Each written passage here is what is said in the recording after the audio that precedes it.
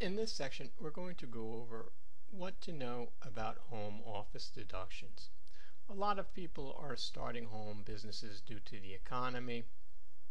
They want the freedom, but they're not quite sure how to treat their home business in terms of expenses, and they're a little scared whether to take expenses because they don't want to get audited. They're very scared of getting audited.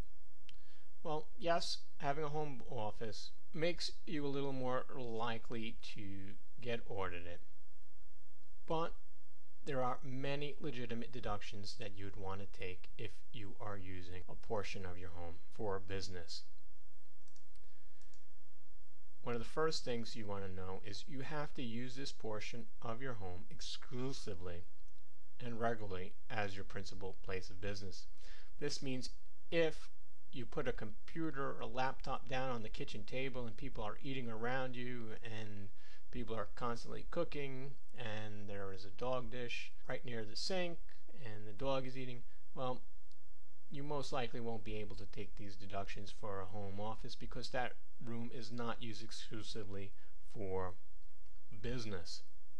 You can also use a separate structure entirely from the house on your property for business. Say you have a shed and you can make an office out of that shed that you exclusively use for the office, not storing garden equipment and a lawnmower, but exclusively for business.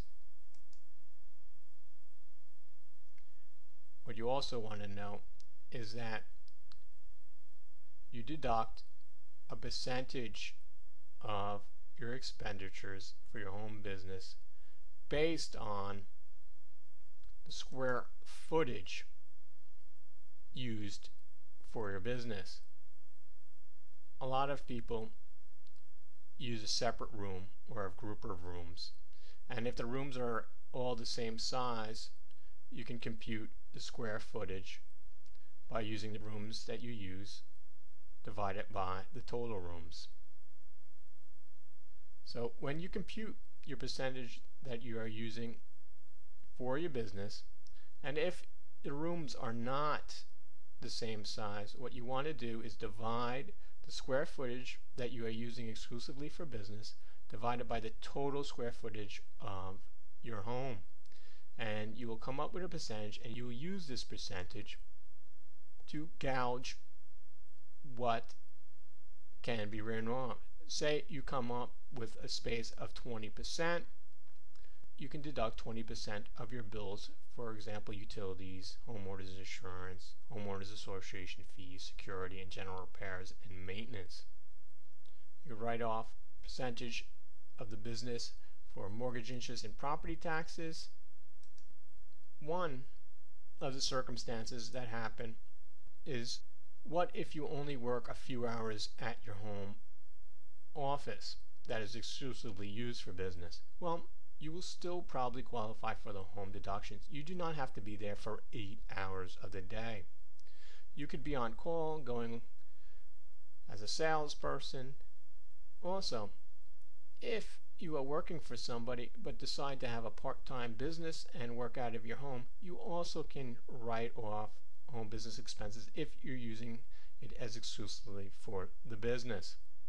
So just because it's not a full-time business at your home does not mean you cannot write it off. As long as you conduct your administrative or management chores at your home office, you can write off these business expenses for using a portion of your home for business. Another thing you want to know is that your home office deductions cannot exceed your home-based business income. If your home-based business income is $1,000, you cannot take in excess of $1,000 in home office expenses. You cannot create a tax loss scenario to shelter other income, so keep that in mind. But these are some things to take into consideration when thinking of writing off expenses for your home business.